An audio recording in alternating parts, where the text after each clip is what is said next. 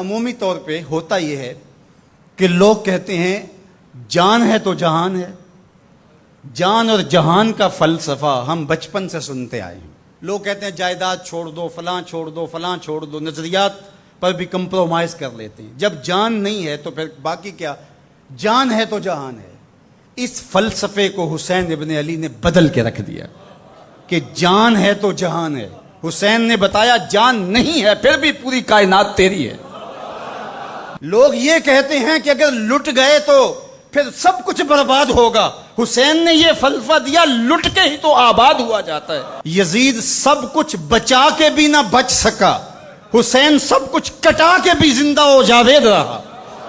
یہ فلسفہ دیا سب کچھ کٹ جائے، سر نیزے کی نوک پہ بھی چڑھ جائے، خاندان کی لاشیں بکھری پڑی ہوں اور گھوڑوں کی ٹاپوں تلے روندی جائیں، کفن بھی کھینچ لیے جائیں، خیموں کو بھی آگ لگا دی جائے، لیکن سر شہیداں پھر بھی نیزوں پہ بلند ہی رہے گا، اونچا ہی رہے گا. یہ فلسفہ حسین ابن علی نے دیا. یہ سر جھکنے کے لیے نہیں ہے، یہ سر اوپر بلند ہونے کے لیے. اور میں ایک بات کہا کرتا ہوں، لوگ سر بچانے کے لیے ہاتھ دے دیتے ہیں، ظالم کے ہاتھوں میں ہاتھ دے دیتے ہیں کہ سر بچ جائے. حسین نے ہاتھ بچانے کے لیے سر دے دیا.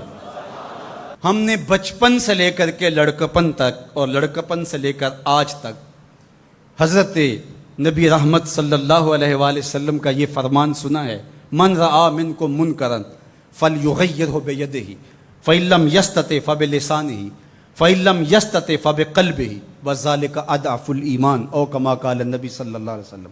تم میں سے اگر کوئی برائی کو دیکھے تو وہ ہاتھ سے روکے، ہاتھ سے نہیں روک سکتا تو زبان سے روکے، اور زبان سے بھی نہیں روک سکتا تو کم از کم دل سے برا جانے. اور یہ سب سے کمزور ترین ایمان کا مرتبہ تھا. جو لوگ کہتے ہیں امام حسین کربلا میں کیوں گئے، میں انہیں کہتا ہوں امام حسین حضور کی گود کے پالے ہوئے تھے، کمزور ایمان والے نہیں تھے کہ دل میں ہی کڑتے رہتے اور ظلم کو اور جبر کو اور زیادتی کو اور ناانصافی کو ہاتھ اور زبان سے نہ روکتے. حضرت امام حسین کے خطبے دیکھ لیجئے، قدم قدم پہ خطبے دیے.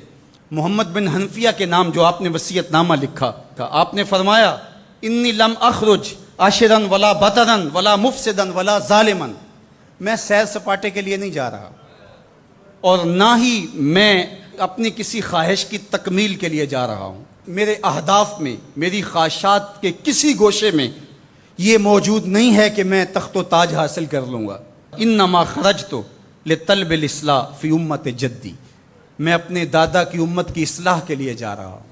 اريد ان آمر بالمعروف وانہی عن المنکر.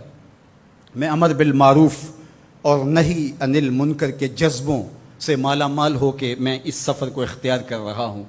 جب شریعت کا مذاق اڑایا جا رہا ہے، شریعت کی شکل بدلی جا رہی ہے، خلافت کا رشتہ قرآن سے ٹوٹ گیا ہے اور ایک نئی صورت دین کو دی جا رہی ہے، اور جو اس سانچے میں ڈھل کے دین نکلے گا وہ محمد عربی کا دین نہیں ہوگا، جو طائف کے بازاروں سے لے کے مکے کی گلیوں تک، احد سے لے کر غزوہ حنین تک حضور نے خود اور اپنے اصحاب کو تکلیف میں ڈال کے جو دین دیا، جو امت تشکیل دی.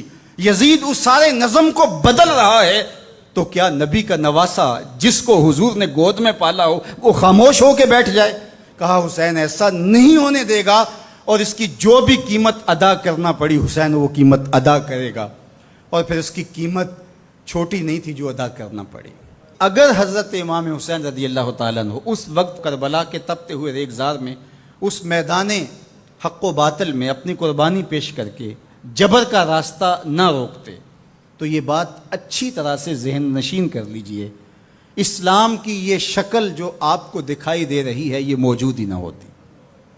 دنیا کے اوپر کتنی تہذیبیں، کتنی ملتیں اور کتنی اقوام جب ان کے اندر تغیر آیا تو وہ اپنی اصل صورتی چیزیں کھو بیٹھی. دنیا کے اوپر کتنے مذاہب، یہودیت کی شکل دیکھ لیجئے، کیا یہ وہی صورت ہے جو حضرت موسیٰ لے کر آئے؟ عیسائیت کی شکل دیکھ لیجئے، کیا یہ وہی صورت ہے جو حضرت عیسیٰ لے کر کے آئے؟ ابھی کچھ دن ہی نہیں گزرے تھے تو حواریوں کے بعد جو ہوا اور جس طرح سے دین عیسیٰ کا حلیہ بگاڑ کے رکھ دیا گیا، جس طرح موسوی دین کی شکل تبدیل کر کے رکھ دی گئی، تو کیا دین محمدی کی شکل باقی رہ جاتی؟ جب یوں دین کی صورت اور شکل کو بدلنے والے میدان میں آپ موجود ہوئے تھے، لیکن باقی ادیان، باقی تہذیبیں، باقی ملل، باقی قومیں، ان کی شکل اس لیے تبدیل ہو گئی کہ اس شکل کو بچانے والا کوئی حسین وہاں نہیں تھا، اور یہاں اس دین کی اصل صورت اور شکل اس لیے موجود رہی کہ اس دین کو بچانے والا حسین ابن علی موجود تھا۔ مسٹر گوکھلے نے کہا تھا کہ اگر حسین ابن علی رضی اللہ تعالی عنہ نہ کھڑے ہوتے تو اسلام یا تو مٹ ہی جاتا، اور اگر موجود رہتا تو اس کی وہ شکل نہ ہوتی جو محمد بن عبداللہ لے کر آئے تھے، اس کی شکل وہ ہوتی جو یزید پیش کر کے جاتا۔ لیکن حسین ابن علی کی قربانی، ان کی نہضت کی وجہ سے، ان کے قیام کی وجہ سے، ان کے کھڑا ہو جانے کی وجہ سے 14 صدیاں گزرنے کے بعد آج بھی وہی اسلام ہے جو آمنہ کا لال دے کے گیا تھا۔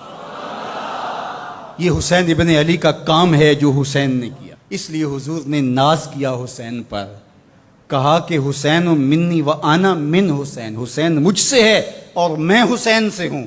یہ مجھ سے ہے کہ میری بیٹی کا بیٹا ہے، میری نسل ہے، میرا نسب ہے، میں حسین سے ہوں، قیامت تک میرے دین کا جھنڈا جھولتا رہے گا، تو اس کی بنیادوں میں لہو حسین ابن علی کا۔ حضرت امام حسین رضی اللہ تعالی عنہ نے ایک بات کہی تھی جب بیعت کا آپ سے مطالبہ کیا گیا، تو آپ نے یہ نہیں کہا کہ میں یزید کی بیعت نہیں کرتا، بلکہ آپ کا جملہ تاریخ ساز ہے، بڑے لوگوں کا کلام بھی بڑا ہوتا ہے اور حکمت کے نور سے بھرا ہوا ہوتا ہے، قیامت تک ایک نسب العین دینا تھا۔ یہ نہیں کہا کہ حسین ابن علی یزید کی بیعت نہیں کرے گا، بلکہ کہا مثلی لا یبایع مثلہ، میرے جیسا اس جیسے کی بیعت کیسے کر سکتا ہے؟ تو یہ قیامت تک کے لیے لاہ عمل دے دیا کہ جو حسین کے نقشے قدم چلنے والا ہوگا وہ وقت کے یزید کے ہاتھ میں ہاتھ نہیں دے سکتا، چاہے گردن کٹ جائے، بازو کٹ جائے، خاندان لٹ جائے۔ یہ حسین ابن علی کا پیغام ہے۔